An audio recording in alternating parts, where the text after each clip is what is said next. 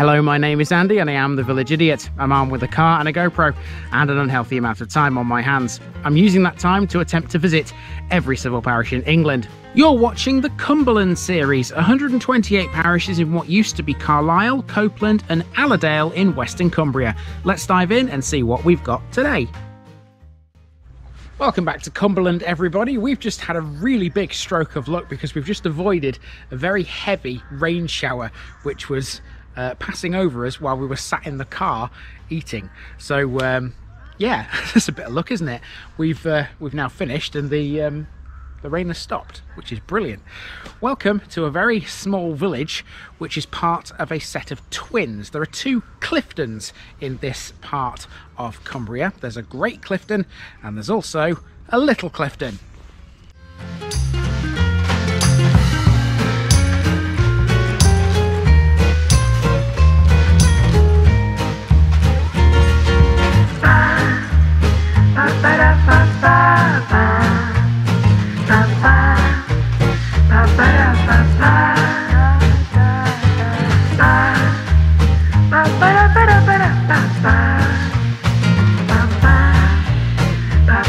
Here's my disclaimer for people who may be watching me for the first time. I say things as I would in my native accent and dialect. As a result, I may not pronounce things in the same way as the locals do. Remember, I'm a visitor. It's impossible to know everything.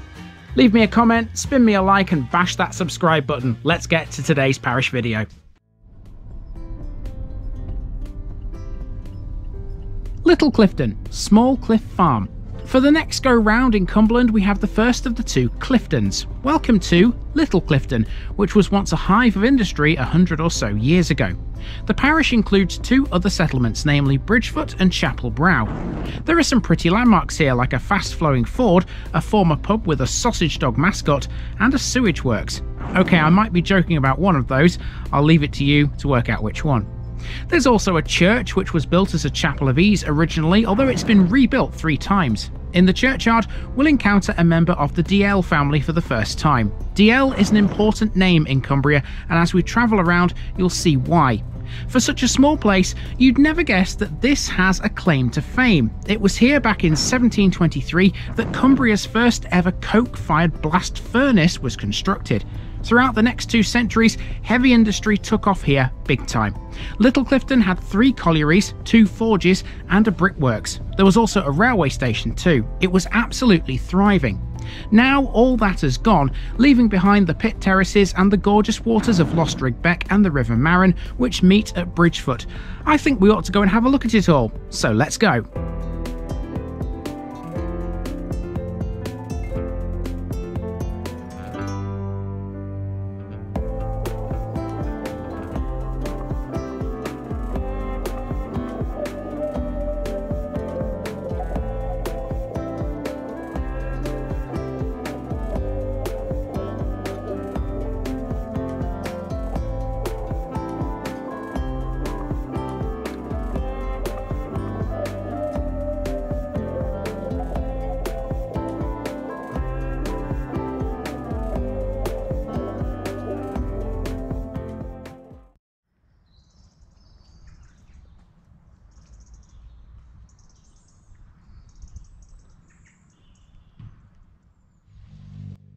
We begin our short walk through Little Clifton and Bridgefoot at the southernmost point of civilization, Oldfield Road.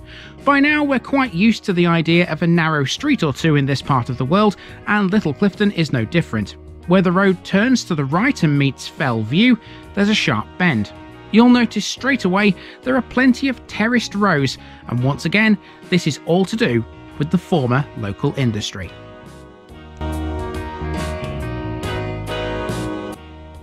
Until the early 18th century, agriculture was the name of the game here. Remnants like this old pinfold still survive. However, in 1723, Little Clifton became the first place in Cumbria to have a coke-fired blast furnace for smelting iron ore. It didn't last too long though, as it was gone by 1781. Coal mining then took over. There were 3 collieries local to Little Clifton named Harrygill, Reelfits and Westray. The village also had 2 forges in the mid-19th century, one at Bridgefoot and one at Reelfits. The forge at Bridgefoot made sickles and edge tools, whilst Reelfits was a spade manufactory. On top of all that, there was also a Brickworks at nearby Lowther Pit. These days, all that industry has disappeared and there's virtually no trace. Now it's a quiet village, ideally placed for the commuter, being so close to the A66. As we started to enter Bridgefoot, we came across this building site, and Nikki had something to say about it. Now, by now, you know that Nikki likes a good mooch around a cemetery, but something else that Nikki is always interested in is construction sites and what used to stand where they are, should we say. The history of a place, so buildings and the layers of history that you can get from. Yeah, there's a certain amount of architectural knowledge that this one right here has. And here, we've got something which definitely piqued our interest. This is Park Hill. As you can see, whatever Park Hill is or was, is gone, and it's now going to be apparently redeveloped according to these signs. Warning, construction site. What do you think it could have been, Nikki? Well, I'm just thinking that maybe there was a large house or property, maybe something like a care home or something along those lines, or even a community space that's been knocked down, and this land is to be redeveloped. Now, what that redevelopment will look like, I don't know, because there's no indications anywhere. Normally you'll find like a planning application or something, but there's nothing, so I'm sure the answer is out there somewhere. Before we tackle Bridgefoot, we have to talk about the story of Punderland Farm. It became rather infamous a few years ago, although the farm and its associated barn are notable anyway, because they are the only listed buildings in the parish. The farmhouse, rough cast with a green slate roof, dates from 1739 and it's listed Grade 2. In 2001, the farm hit the headlines thanks to a tragic mistake which saw the unnecessary slaughter of 200 of its ewes, 300 of its lambs, and a pet pig. This was thanks to an outbreak of foot and mouth disease that same year. However, these animals were the wrong ones. Punderland was not the intended farm for this destruction. That happened to be in Durham, some 100 miles away. The mishap occurred because of a grid reference error of just one solitary digit. After the error was realised, shockingly, no more compensation was granted than the standard for loss of livestock at that time. No legal firm would go to court for more either, because it would have been quite the costly battle.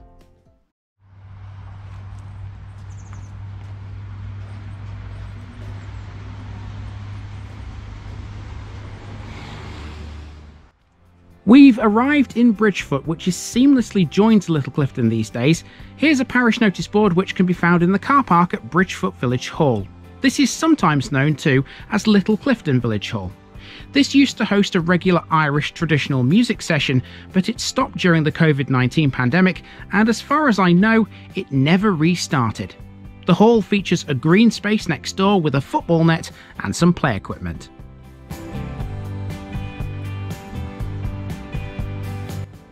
The main road through Bridgefoot is called Bridgefoot. This is looking east towards Broughton Cross. The only notable landmark in this direction is the Sewage works. There was once a railway station close by though, on the former CWR, which closed in 1931.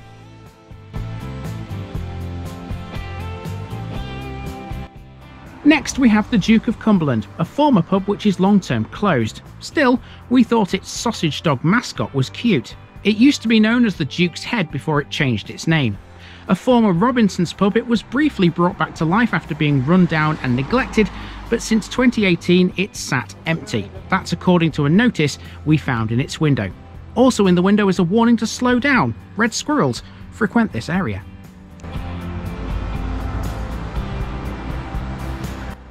Almost bang next door to the pub is the old post office. That's the white building with the light blue trim on its windows. Down the side of that is a lane called School Brow, which, if followed, brings you to the crystal clear waters of Lost Rig Beck. Defined as a small river rather than a beck, at this point it crosses the road via a shallow ford, although you wouldn't catch me trying to drive through this. Look how fast it's flowing. No, it's too much. Lost Rig Beck also passes under the main road. It's a tributary of the River Marron, which joins it here at Bridgefoot. The Marron then joins the Derwent just a couple of miles away, before all this water ends up in the sea at Workington. By the bridge over the river is a bus stop. Bridgefoot is served by both the X4 and the X5, which go to both Workington and Cockermouth.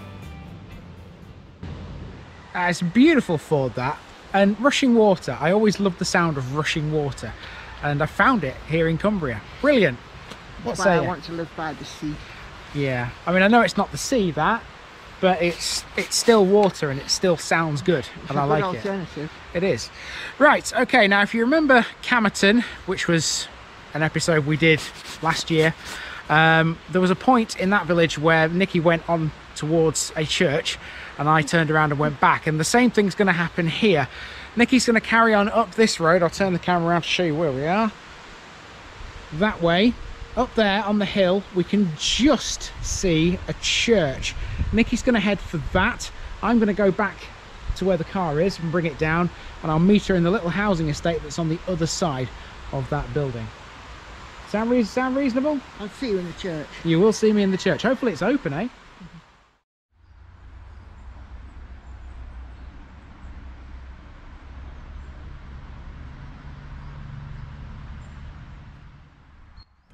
This church, dedicated to St Luke, is the only active religious building in either of the two Clifton villages. It was built originally as a chapel of ease sometime in the 15th century or earlier to serve both Little and Great Clifton.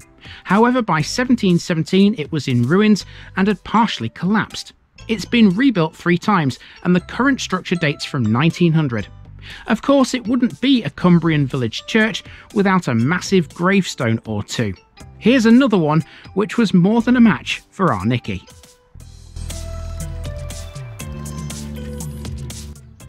The churchyard is quite extensive, with plenty of old gravestones and a few massive trees as well.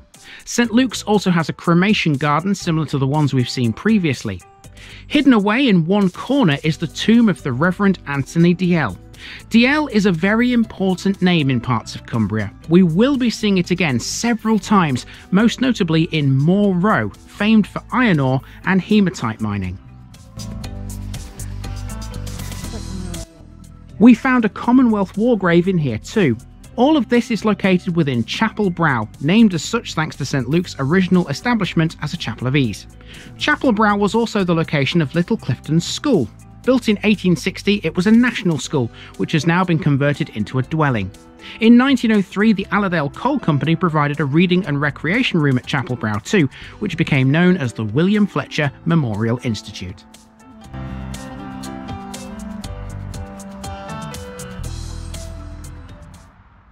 And there you go, we are around Little Clifton and Bridgefoot.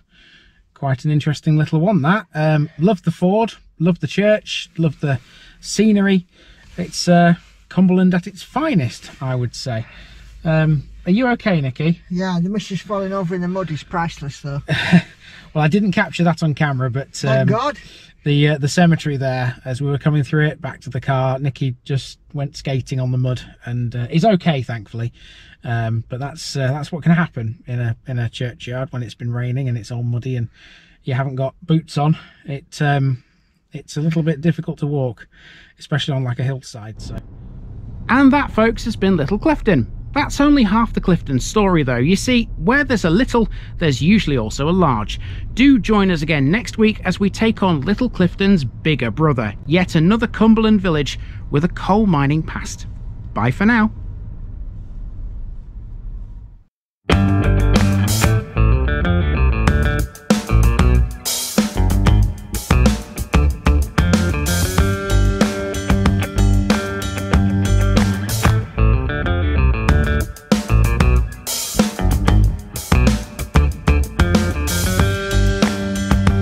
Thanks for watching this video, folks. Don't forget to like this episode if you haven't already. It really makes a difference with YouTube. If you're new here, subscribe to the channel for more videos like this, and give us a share too if you've got friends who'd like it. You can find all the links to my social media accounts below, as well as my Buy Me a Coffee page where you can donate to the channel. Also, if you've enjoyed this episode, have a look at some more videos in this series. Until next time, I've been Andy, also known as the Village Idiot, and I'm out.